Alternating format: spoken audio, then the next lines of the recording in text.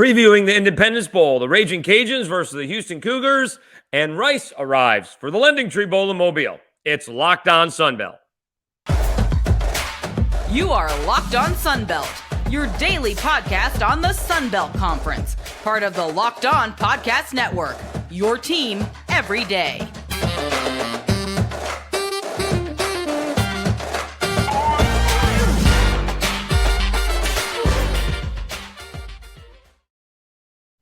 All right, welcome back to another edition of Locked On Sunbelt. I'm your host, Dave Schultz. I host afternoons in Mobile, Alabama, Sports Radio 105.5 WNSP, covering the South Alabama Jaguars, and prior to that, covering the Louisiana Raging Cajuns in Lafayette, Louisiana, hosting mornings on 103.7 The Game. We will hear from Mike Bloomgren, the head coach of the Rice Owls, and he brought three players with him, Shea Baker, Trey Schumann, and Josh Piercy, as we heard yesterday from Southern Miss and Will Hall and his guys, Frank Gore Jr. and Malik Shorts. They are in town for the Lending Tree Bowl, which will be at the Bank, Hancock Whitney Stadium on Saturday, the home of the South Alabama Jaguars. But before that, let's talk a little Independence Bowl and a little bit of a tough season for both these teams. The Houston Cougars coming off an outstanding season last year, 12-2, undefeated in conference play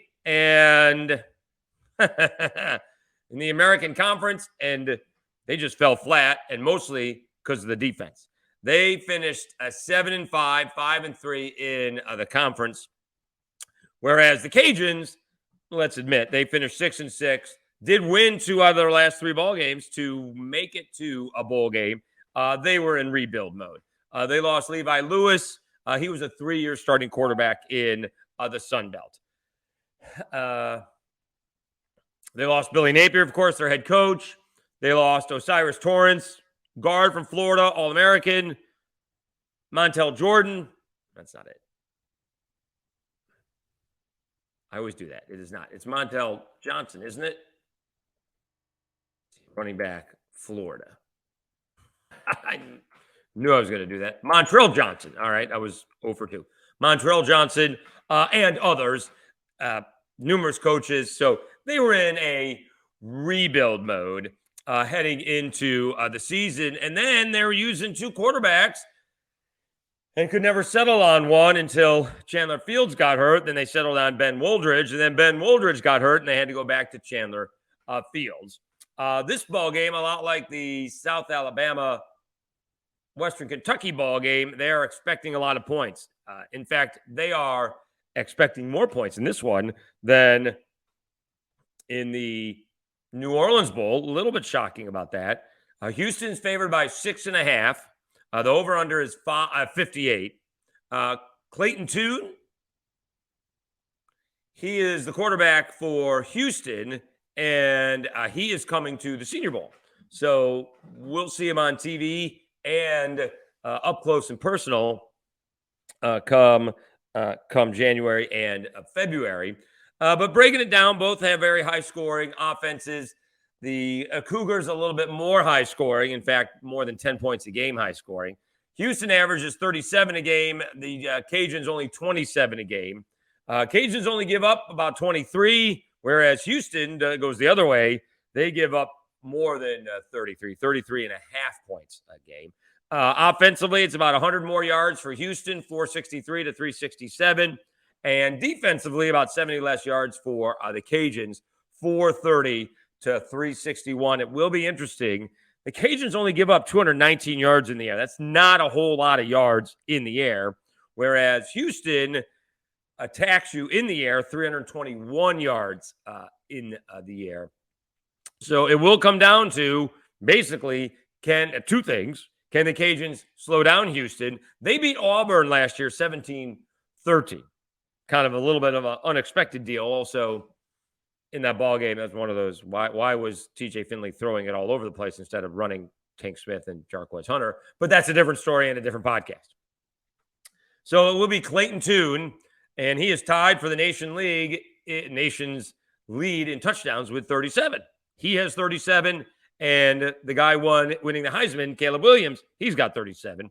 He does have 10 interceptions. He's got 38 3,845 yards. Ben Woldridge is the Cajuns' leading passer with 1,600 yards because him and Chandler Fields were going back and forth, and then he took the brunt of the reps after that. And now Chandler Fields is back. I think Chandler Fields came back for, well, I think Ben Woldridge got hurt in the Troy ball game. That was when they had a 17-0 lead and let that slip away. And that's how Troy ends up being your Sun Belt champions, certainly the Western Division champs, and then beating Coastal Carolina in the championship game. Chandler Fields, 89 of 157, 954 yards, completion percentage only 56%. Does have 10 touchdowns and 4 interceptions. So overall, the quarterbacks, 26 touchdowns, 9 interceptions, and they threw for 2,700 yards. Excuse me, just below that. Whereas I gave you Clayton Tune. He's got 37 touchdowns, 10 interceptions on his own. And what do we say, 3,800 yards passing? So he's going to be among the nation's leader there, 3,845. So the Cajuns used to be this running football team, and they would pass out of that very effectively. You know, when Napier got there, he had Eli Mitchell and Raymond Calais Jr. and Trey Regis had really a 3-headed monster, and then eventually worked Chris Smith in, and then Montrell Johnson was in, and that's how they would do it. And Levi Lewis was never passing the ball 25 or 30 times, very rarely. Turns out in the bowl games, he would. Let's see what happened, because last year, Levi Lewis against Marshall lit it up in the bowl game. I remember he came to the Lending Tree Bowl and lit that one up as well. Let's see last year's schedule for the Cajuns, because usually he's throwing it 18 to 22 times maybe, and they were behind. They had a lot of 1-point wins last year, but let's see what they did. And Levi Lewis, because again, he didn't. So he's, you know, many times he would be thrown for about 200 yards was Levi Lewis, right? 212 against Ohio. Against South Alabama, he only threw for 49. 202 again, or 209 against App. Lewis, 122 against Arkansas State. You know, a couple of times he's got it to 304 over Nichols, 282 against Texas, you know, but a lot of it more like 166 against Troy, 166 against Liberty. He would run it a little bit as well. But against Marshall, 270. Let's see, what were the attempts? Now, they had a bunch of big plays in that ball game. 19 to 31. He very rarely threw it that many times, but they, you know, pasted him in the fourth quarter when they got him for 20 points in the fourth quarter. And Levi Lewis was just, you know, hitting these deep passes all day long. But it's now a little bit different. They're a little bit more, they try to be a little bit more efficient, and they're going to need to be. And Eric Guerra and company, I think Andre Jones is still going to be playing. Michael Jefferson is still going to be playing. I'm not sure. Actually, I'm not sure about that. Let me check that out. Why do I think that just hit me? Let's see here. Andre Jones. They may have declared full and not playing in the ball game. Andre Jones, Cajuns, because they want to go pro. All right. Let me see. Andre Jones, Cajuns, NFL. So there you go. He declared for the NFL draft. So he is not going to play in the bowl game. That is a big one. Let's see what else we have here. See if we can get through the advocate. Fleming added, that seems like Dante Fleming is not available for. He's entering the transfer portal. Wow. All right. So wide receiver Dante Fleming formally announced last Thursday, he's entering in the transfer portal. UL's top offensive weapon, wide receiver Michael Jefferson opted out to prepare for an NFL career, and defensive lineman Andre Landry was confirmed ineligible for the game. I thought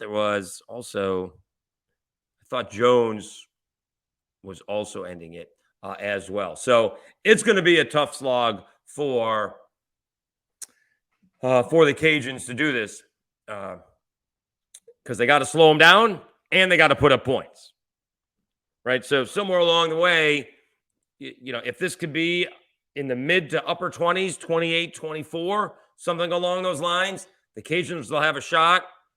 But if Houston starts putting up, 31, 35, 42 points, it will be tough for the Cajuns to come away with a victory. I will say that Houston's defense is not very good at all, right? They give up a bunch of points, and even this year, they was it 77? They give up 77 to SMU in, wait for it, regulation. Game did not go to overtime. If you take that out of their scoring average, it drops 4 points. They gave up over 33 points a game. If you take out the 77, it drops down to 29 points a game. That's a big jump with one game. And so they give up a bunch of points. That is the one thing that maybe, just maybe, the Cajuns can hang their hat on, is if they can put some points up on the board, which they did against Texas State. But they had Michael Jefferson in that case. They had to beat Texas State on the road to get into the bowl game. So they did. They won 41-13, but they're not going to have the same weapons in this game that they had in that one. So I'm going to take Houston. I think Houston will win this ball game. I'm going to take their averages. I think it's going to be 38-28. I will take Houston in this case.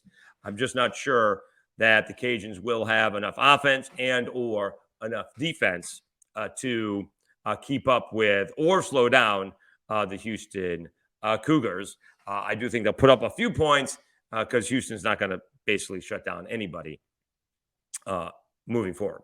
All right, coming up, you will hear from the Rice contingent. We heard from the Southern Miss contingent yesterday. We got head coach Mike Bloomgren hopping on, Shea Baker, Trey Schumann, and Josh Piercy. Rice is in town to take on Southern Miss in the Lending Tree Bowl. But a very important message. You're hanging out with some friends and putting back a few drinks. A few becomes a few too many. As the evening comes to an end and people start to head out, you think of calling for a ride? Nah. You live nearby. You can make it home okay. It's no big deal. What are the odds you get pulled over anyways? And even so, what's the worst that could happen? Your insurance goes up. You lose your license. You lose your job. You total your car. You kill someone. Everyone knows about the risks of driving drunk. The results are tragic, and often deadly. However, that still doesn't stop everyone from getting behind the wheel while under the influence. That's why police officers are out there right now looking for impaired drivers on our roads to save lives. So if you think you're okay to drive after a few drinks, think again. Play it safe and plan ahead and get a ride. It only takes one mistake to change your life or someone else's forever. Drive sober or get pulled over. All right, we continue on Locked On Sunbelt. I'm your host, Dave Schultz. And again, it is two teams in the Lending Tree Bowl that are really happy to be here. Southern Miss and Will Hall trying to build something, only a couple of wins last year, and now have 6 this year, having to win the 6th at the end to get in. Rice was in the same boat. They had to beat North Texas. At least that's what they thought going in to the ball game. As again, we discussed this yesterday. They played the 3 better teams in them in Conference USA at the end of the season, so it was a little bit backloaded. It was UTSA, Western Kentucky, and North Texas, and North Texas was playing for the conference championship against UTSA. And Rice came up short, and yet they still got in. And Mike Bloomgren, very clear about it. You'll hear about it. And this is kind of what the bowl games have been about. It's not only, a reward for the players, but it is, I would think, a opportunity for the coaches to kind of see what they have for next year, right? You want the starters to be fresh and ready to go and rested. And they've had 9 practices. So you think somewhere along the way, we're going to throw in the backups just to see what we have. because you can get the starters ready in a handful of practices. I'm not sure you need all of that to get ready for a bowl game. But now we can start to see what we have for next year because, I mean, it's just not that far off, right? It's 2 months, 2.5 months before spring ball starts. And so you're kind of planning ahead and you kind of see, especially with the portal open, with a National Signing Day coming up, you kind of see what you need. You don't expect freshmen to contribute, but certainly in the portal, you do. All right, so up next, you will hear from head coach Mike Bloomgren, Shea Baker, Trey Schumann, and Josh Piercy from Rice University on Locked On Sunbelt. Thank you, everybody, for coming out tonight. I want to start off by thanking everybody who's putting this bowl game on. And I want to tell you how excited we are to bring our football team to Mobile, Alabama, and to come and be part of the Lending Tree Bowl. Looked at the schedule. I think there's a lot of great things for the coaches' families, a lot of great things for this team, and culminating with a great bowl game at 4:50 on Saturday afternoon that we're very excited about. Feels great to have our team back in a bowl game for the first time since 2014. It's the 13th bowl game in Rice's history, and I couldn't be more proud of our guys for what they pushed through this year. And, you know, our path to the postseason was a testament to our players and how hard they work on the field as well as in the classroom. And that's a big deal at Rice University. And once again, incredibly proud of our guys for the way that they stood up to the winds of college football today. Part of this Lending Tree opportunity for us is we get a chance to get extra practices. We get a chance to get another bowl game with this college football team for these seniors, another chance for them to play together. And that's what it's all about. You know, building your team from the ground up with the young guys getting more reps, getting those extra practices. And again, for these seniors, another opportunity to showcase it and showcase how much they love each other, how much they want to play for each other, and to do it against an incredible football team like Southern Miss. I think what Will Hall's built over there is you just see it start building. You saw it start building last year and how they kept improving. And then you saw it early this year when they beat Tulane. And we all know what Tulane's gone on to do. And I think whether you're talking about the offense that Will's involved in and the creativity you see on that side of the ball, from triple option football to 22 personnel to running Wildcat with Frank Gore, to their defense and what Austin Armstrong's doing with that defense is second to none. I think they're making everything hard defensively. I think they've got all of their team being willing tacklers. And it's an incredible opponent. It's a great opportunity for our coaching staff to game plan against these guys, and a great challenge for our kids this week. Yeah, you know, we knew when we got to that point we were going to play the top 3 teams, and at that time we were the 4th one. And we knew we'd have to play really well to beat those guys. And for one reason or another, we didn't find a way to do it. You know, we went into the North Texas game knowing that if they won, they'd get a chance to represent Conference USA in the championship game. And if we won, we'd had that 6th win under our belt, and we'd be so excited. And we didn't find a way to get it done on the last drive. Yeah, incredibly. You know, and again, you talk about the path to a bowl game. And, you know, we knew where we were in terms of APR. We know how good these guys do in the classroom and how hard they work. So as you're starting to check scores that evening and you find out you're going to be playing, you know, you count your blessings. It's a great opportunity to get a chance to go to a bowl game, because I just think back to what Coach Bowden always said. You know, he said it's how great teams stay great, and it's how good teams get to be great with those extra practices. And we all know how much we value the 15 practices we get in a spring ball, and we just got 9 extra practices. So almost 2/3 of a spring ball session, and that means everything to a program.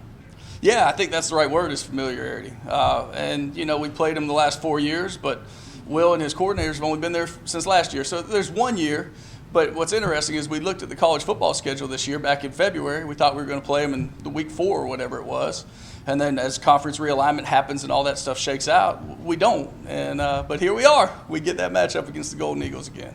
We've really dealt with a lot this season, and the last 3 games did not go the way we wanted them to, and especially the last game, North Texas, to get that 6th win, we fell short. But I'm proud of my team. I'm proud of my teammates for getting to this point and getting to this bowl game, just because of the way they work all season and in the off season. So I know how much they do for this team. With any team, you know, you deal with injuries, right? And shuffling around the depth chart and week to week figuring out the best lineup to play. Specifically at O-line, I know we've had really more shakeup in the lineup than my past years. I played at left guard when we played UTEP. I played played right guard when we played USC, and I played center for most of the year. So that's out of the ordinary for me in the O-line, that's for sure. Yeah, I'm excited for the challenge. Their run defense is, I believe, top 30 in the nation, and we've been preparing for them past week and a half, 2 weeks. And it's exciting to get to go against a good D-line, good secondary as well, and to be able to play here in Mobile. For me, my biggest thing was I've been a guy who's been a bit banged up in my career, so my biggest thing was staying healthy. And I tell a lot of people my number one goal this year was to play in all 12 games, and I was able to do that, so I'd like to say I achieved my goal. Conference USA is an interesting conference in the way that, we go out there against anyone, and you really don't know who's going to win the game. I mean, you see that we have Western Kentucky going to overtime with FAU, and it's just like, really, if you're a Vegas guy, I would never bet on a Conference USA game because you really never know how it's going to go. I know a lot of people had us losing to UNT big in that last game, and they ended up edging us at the last one. But, I mean, it was a good season. I was proud of how my teammates played, and the big moments that we needed, we fell short, and we're really lucky to be in this circumstance, and we're really grateful for it. It's been a good season. I feel like I've done a lot to just help the team win. That's really just my main goal, do whatever I can to help the team win. And as a team, I felt like, we didn't get the amount of wins that we probably wanted, but I feel like as a team we fought. We played hard. I'm proud of the guys, the way they played. I'm proud of the effort that they put in throughout the whole season. I feel like we got better every week in practice. Our preparation never changed. We showed up every day. We came there to work, and I'm proud of every guy that came here and did that, and the coaches that come and help us, push us to do that every week. We kind of had an idea like the weekend, like the week leading up to when it was announced. But once it was announced, it was like everyone was happy. We felt like we definitely worked hard to get it, and those emotions, we're like it wasn't 180. Emotions were a little down after the loss, but I feel like after getting news that we're gonna have this bowl game, we just saw it as another opportunity to get better, another opportunity to go on the field and play for each other. All right, special thanks to head coach Mike Bloomgren, Shea Baker, Trey Schumann, and Josh Piercy at the press conference for the Lending Tree Bowl. Now it's time to tell you about BetOnline. BetOnline is a great site to get you ready for all of your betting needs. BetOnline.net is your number one source for sports betting info, stats, news, and analysis. Get the latest odds and trends for every professional and amateur league out there. From football to basketball to soccer and esports, we've got it all at betonline.net. And if you love sports podcasts, you can find those at BetOnline as well. We're always the fastest and easiest way to get your betting fix. Head to the website today or use your mobile device to learn more. BetOnline, where the game starts. All right, so we've almost previewed all of the games for the Sun Belt coming up. I think we only have the two more to do. And it is a little bit interesting because the bowl season starts with Troy. You would think that would be the best bowl game. They're in Orlando, which is always nice. They're favored by 1.5 over UTSA. I will take Troy in that ball game. But that's starting on Friday. That's a 2 p.m. game on Friday, 2 p.m. Central, 3 p.m. Eastern.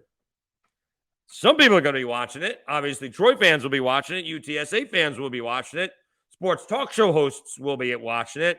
But it's not going to get any kind of massive audience just by rolling by the TV in the middle of the day on a Friday. Compare that to South Alabama, who's playing in prime time on Wednesday. That's a much better slot. So it's very interesting that Troy, who's your conference champion, had a choice to go to Orlando and play on Friday in the afternoon or play on a Wednesday, although I'm not sure it was their choice, and play on national TV in the Superdome. I have no idea how you're going to compare the two. I would think that the ratings for South Alabama would be higher only because it's a Wednesday night. That's the only game of the day. So it will be interesting to see on how that works. See if there's another game. I just did, let's see here. Friday, you got Miami of Ohio playing UAB early on, in the morning. That's in the Bahamas Bowl, which people will watch just because it's the Bahamas. Saturday, you have a handful. You got more than a handful of games. 1, 2, 3, 4, 5, 6 games. One on Monday, that's Marshall, UConn. That's in the middle of the afternoon now. And then Wednesday, Western Kentucky and South Alabama. That's the only football game that day.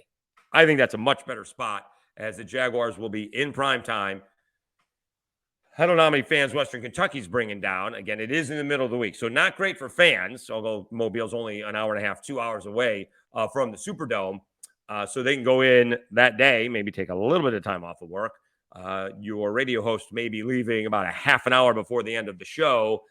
We can replay interviews or something along those lines so we can get there before kickoff. So we'll see what happens with that. I'm not sure, if you get 10, 15,000. The Cajuns used to put Cajuns one time against Tulane, which is, of course, in New Orleans. They had like 45 or 50,000 people there, right? The alumni base of the Cajuns, if it's not Lafayette or Acadiana, it's New Orleans. And that's also 2 hours away. So, and that was on a Saturday. So not fair to compare. But let's see if South Alabama can get 10,000 fans down there for a middle of the week ball game. But it is on TV, and that is in prime time. And I think that's great for the Jaguars. Okay. Thanks very much for tuning in to Locked On Sunbelt. Special thanks to the guys from Rice again for hopping on. And hopefully you enjoyed that, previewing the Lending Tree Bowl as we did Southern Miss yesterday and Rice today. Tomorrow, we will preview, I believe it's just the last 2 ball games that we got. Let me see. That's right. Georgia Southern and Buffalo, and Coastal Carolina and East Carolina. Georgia Southern and Buffalo playing in the Camellia Bowl in Montgomery, and Coastal Carolina playing East Carolina in the Birmingham Bowl. Could be an interesting note, as we mentioned yesterday. Will Grayson McCall commit to Auburn before he plays in the Birmingham Bowl? Would be interesting. All right, once again, I'm your host, Dave Schultz. Thanks very much for tuning in to Locked On Sunbelt, your team every day.